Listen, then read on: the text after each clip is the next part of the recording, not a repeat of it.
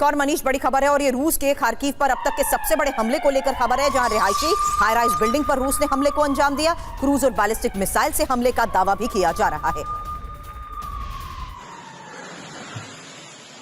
तो रिहायशी बिल्डिंग्स किस तरीके से हमले की चपेट में आई, क्रूज और बैलिस्टिक मिसाइल से कैसे हमलों को अंजाम दिया गया, उसकी तस्वीरें आपके सामने हैं, जहां साफ है कि किस तरीके से खार्किव पर भी रूस ने बड़े हमले को अंजाम दिया है।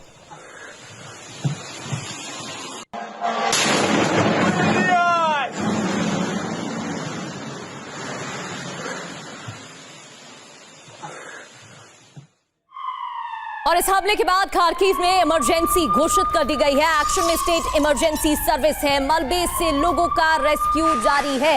लोगों को बाहर निकालने की कवायद तेज हो गई है। किस तरीके से भीषण आग लगी हुई है, चाहे बात इमारतों की करें, गाड़ियों की करें, ये देखिए रेस्क्यू किया जा रहा है और टीमें जुटी हुई हैं। आग बुझाने के प्रयास भी किए जा रहे हैं।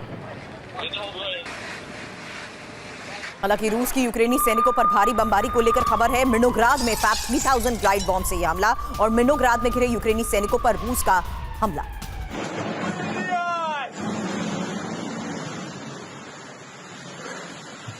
तीन तस्वीरें एक साथ आपके सामने, जहां साफ है कि कैसे अब फैब 3000 ग्लाइड बॉम्ब से इस हमले को अंजाम दिया गया। और इस बीच आपको बता दें, मिर्नोग्राद में यूक्रेनी सैनिकों पर रूस का यह बड़ा हमला है। खार्किव पर भी सबसे बड़े हमले की देर रात की वो तस्वीर आपने देखी, जहां आग का ये गोला नजर आया, जिससे साफ है कि कैसे हाई राइज बिल्डिंग्स भी अब पूरी तरीके से धमाके की चपेट में आ गई।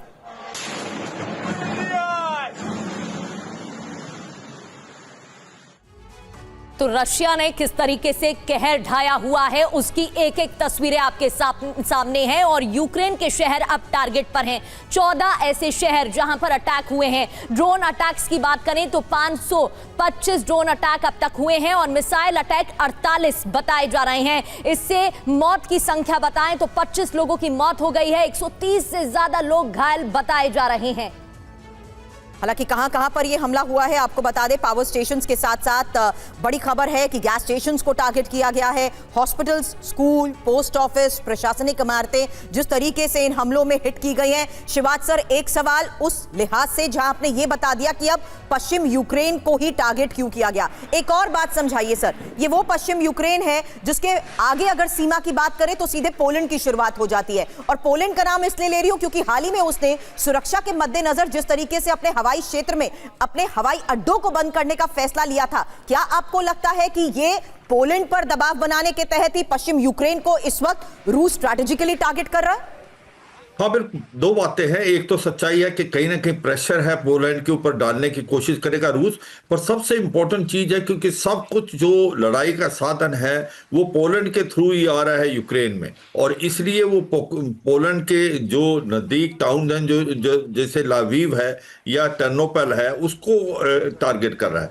दो बातों करना चाहता है, एक तो कम्युनिकेशन सेंटर जो सामान आ रहा है, लॉजिस्टिक सप्लाई चेन को तोड़ना, दूसरा कहीं ना कहीं एक प्रकार से पोलैंड को भी ये बताना कि अगर ऐसे ही ये कार्रवाई करते रहे तो आगे आपके ऊपर भी कुछ हो सकता है। मगर मुझे पूरा विश्वास है कि रूस ऐसी गलती बिल्कुल नहीं करेगा कि या तो वो पोलैंड या बाल्टिक स्टेट पे हमला करे, क्योंकि अगर ऐसा करता है तो फिर आर्टिकल 5 नेटो का लागू हो जाता है, वो नेटो वर्सेस रशिया हो जाएगा, वो अवॉइड करेगा। मगर अब कर क्या रहा है रूस जो है इसका पूरा यूक्रेन का एनर्जी सेक्टर को और जो इंपॉर्टेंट टाउन है जैसे खार्किव वगैरह जो कि एक प्रकार से इंडस्ट्रियल टाउन उसको बर्बाद कर रहा है, कोस्टल सेक्टर जैसे उड़ीसा उसको भी हमला कर रहा है। तो एक मनोबल भी तोड़ रहा है, एनर्जी सेक्टर सर्दियों से पहले बर्बाद करने की कोशिश कर रहा है, सप्लाई चेन जो आ रही है यूरोप से उसको भी नष्ट करने की कोशिश कर रहा है, और कहीं ना कहीं ईस्ट यूक्रेन में धीरे धीरे वो बढ़त करता जा रहा है। तो मुझे लगता है कि जैसे जैसे लड़ाई बढ़ेगी रूस को ज्यादा एडवांटेज होता जा रहा है, और कहीं ना कहीं उसको लग रहा है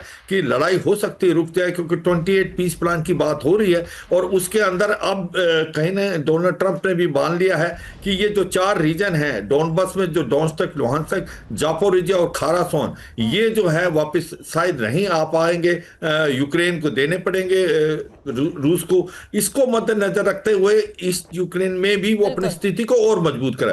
तो ओवरऑल जो स्ट्रेटजी है डोनाल्ड ट्रंप की, और उसको काउंटर करने के लिए जिस प्रकार से पुतिन ने हमले किए हैं, और इतने बड़े हमलों की ये तस्वीरें भी हम देख पा रहे हैं।